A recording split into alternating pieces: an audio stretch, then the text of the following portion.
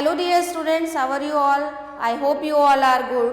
So students, today we are going to start our new book Wisdom English of grade 6 by Rohan Prakashan. So let's get started.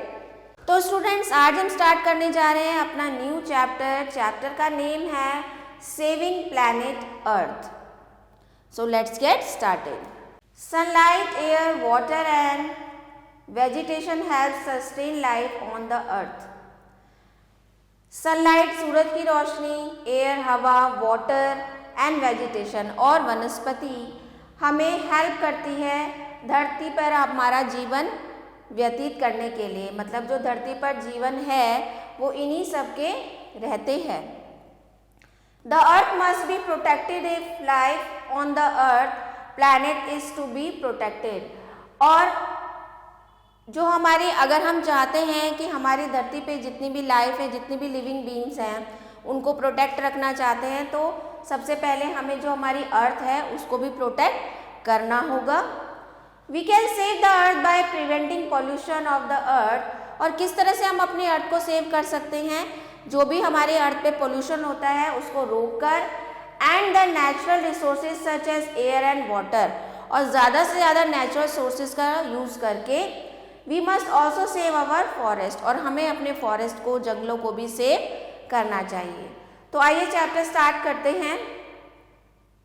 The great chief in Washington sends words that he wishes to buy our land. तो जो Washington में जो great chief हैं, sends words मतलब अपना संदेशा भेजते हैं कि उनकी इच्छा है कि वो हमारी ज़मीन खरीदना चाहते हैं.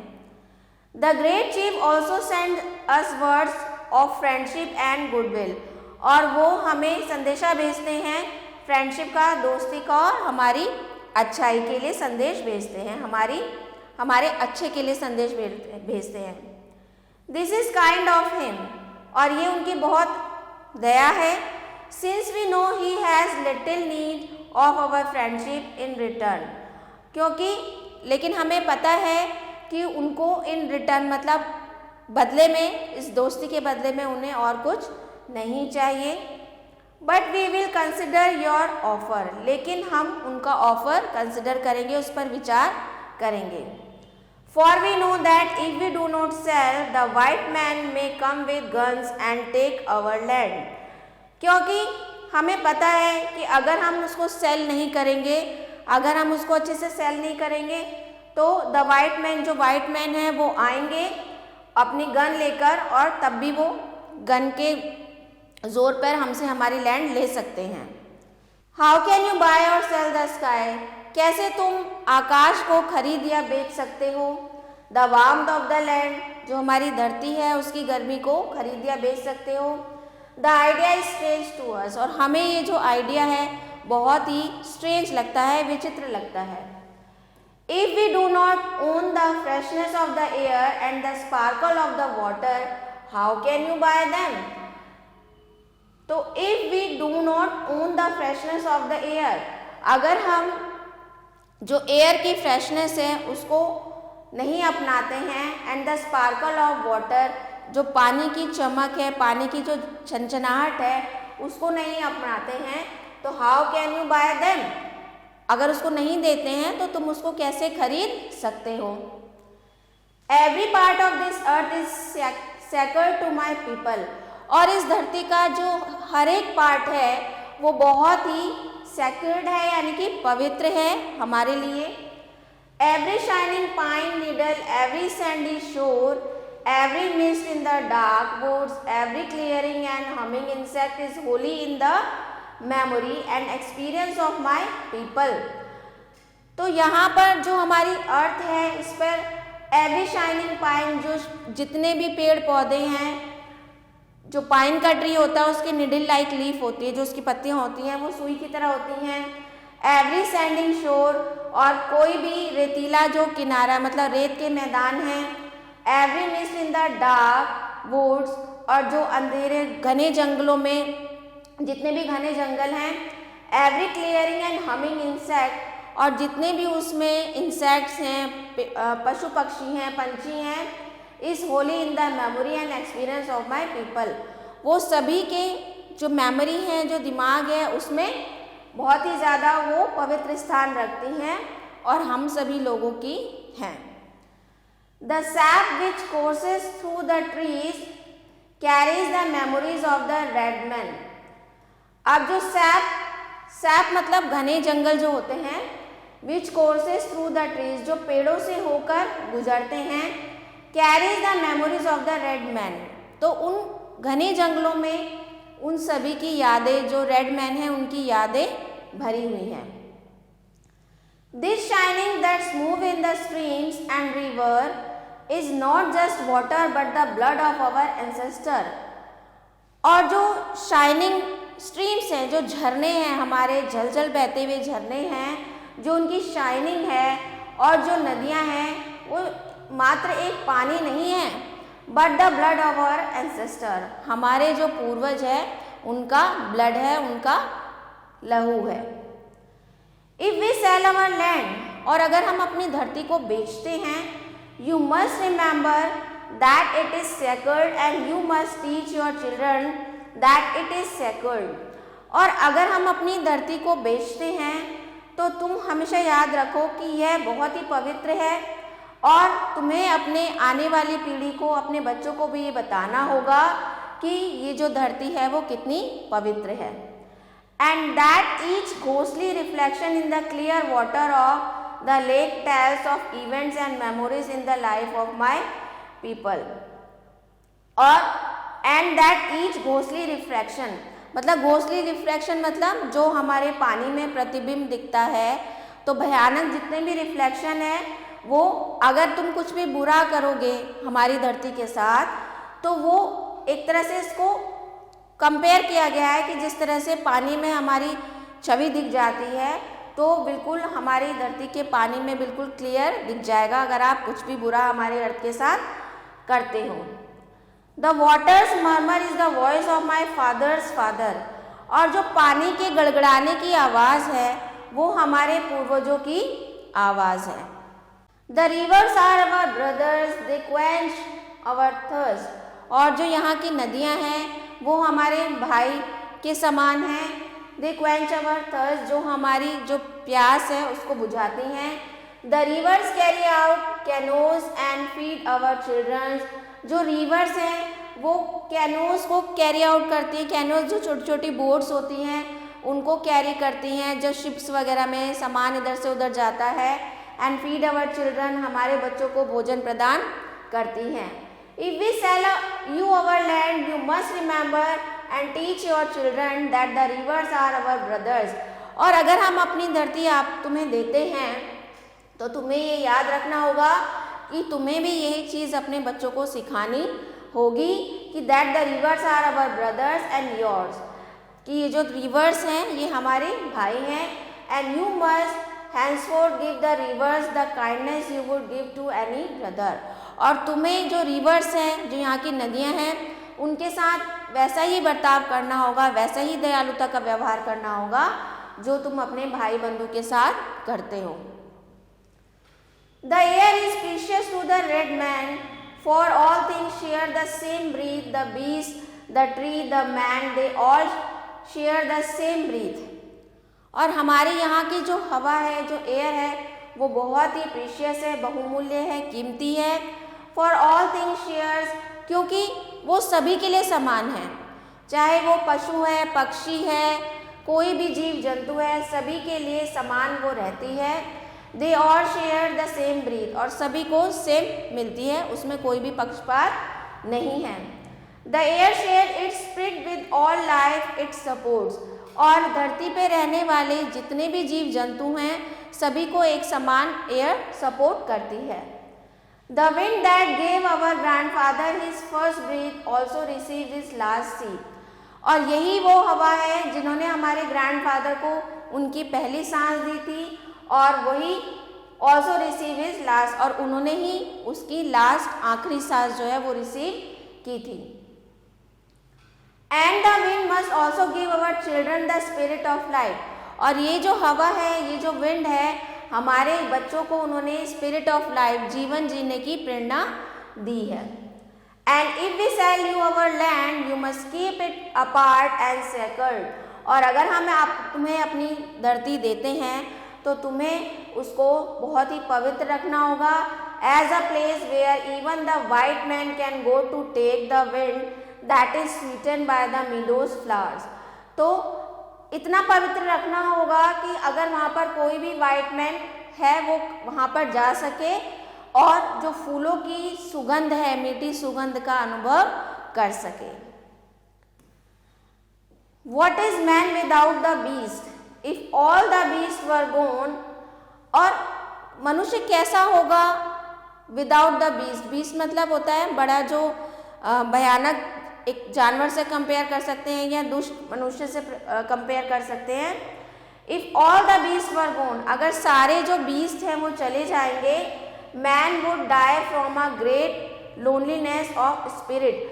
बीस्ट मतलब जितने भी जीव जंतु हैं अगर वो चले जाएंगे तो जो मनुष्य है वो die from a great loneliness of spirit, मतलब वो बहुत ही ज़्यादा अकेलापन वो फील करेगा।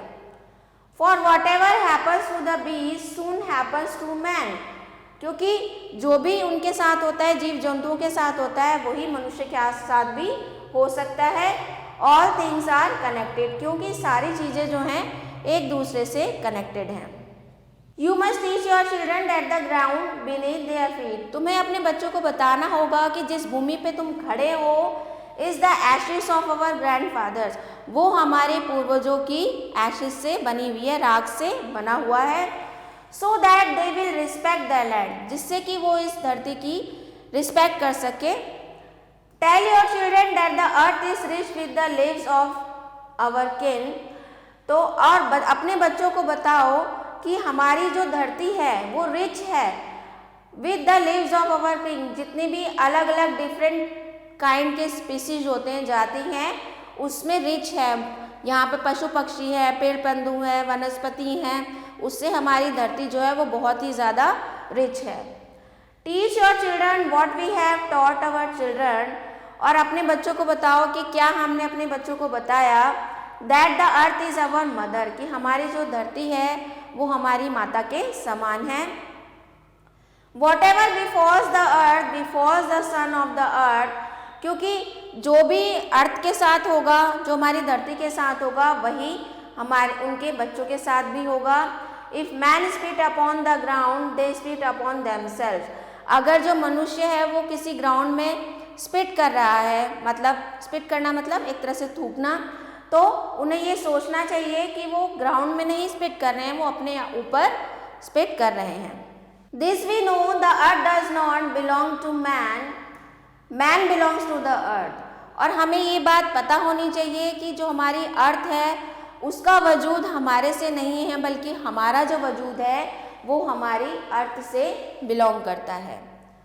This we know all things are connected like the blood which unites one family, और हमें ये जानना होगा, हमें पता करना होगा कि सारी जो चीज़ें हैं वो कनेक्टेड हैं, जो हमारी फैमिली को एक साथ जोड़े रखती हैं।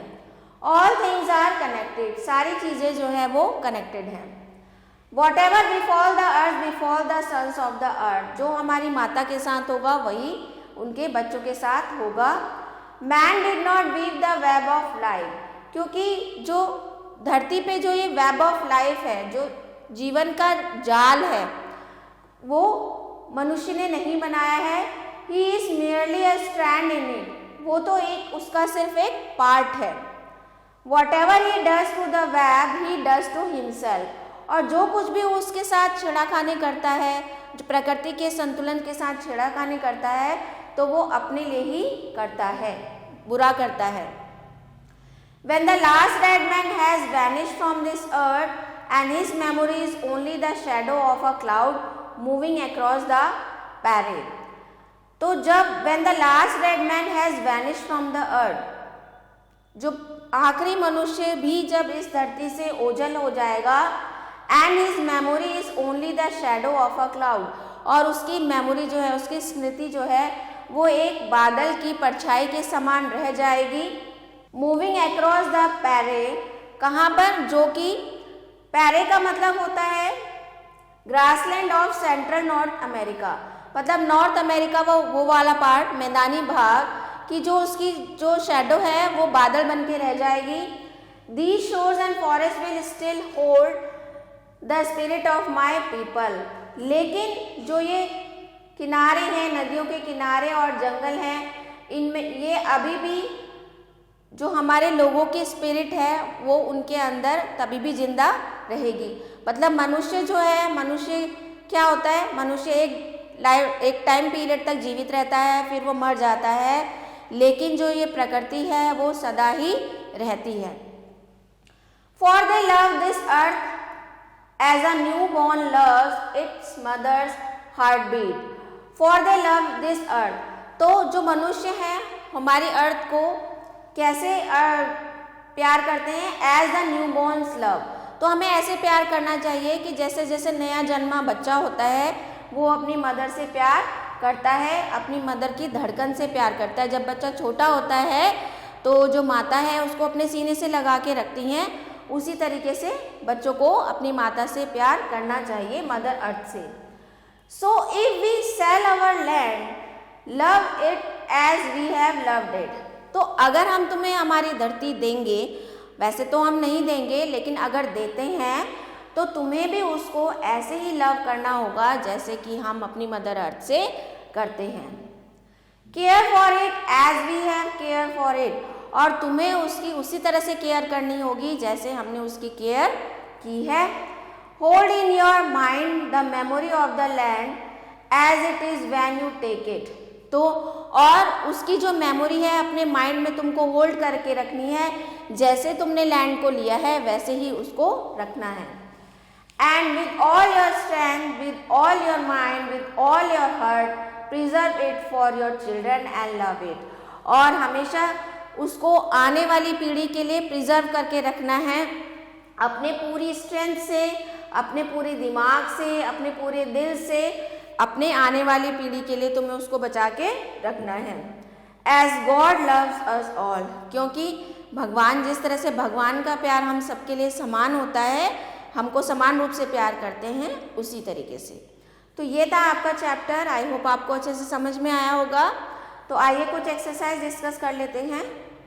Tick right the correct option. The great chief lives in Washington. Man belongs to the earth. The waters murmur voice. The earth does not belong to man. Whatever befalls the earth befalls the sons of the earth. Right? तो आइए fill in the blanks discuss कर लेते हैं. So first one is man did not weave the web of life. What is man without the mother? The ground beneath our feet is the ashes of our forefathers. The air is precious to the red man. The chief also sends words of friendship and goodwill. Next exercise is true false. The earth belongs to man. False. Chief Skettle was not ready to sell his land for a new dollars. True. All the things in this planet are children of this earth. True. And he wanted the great chief to worship nature. True. So this was the exercise of this chapter. I hope आपको अच्छे से समझ में आए होंगे। तो I hope students आपको chapter अच्छे से क्लियर हो गया होगा। तो मिलते हैं आपसे नेक्स्ट वीडियो में। Thanks for watching.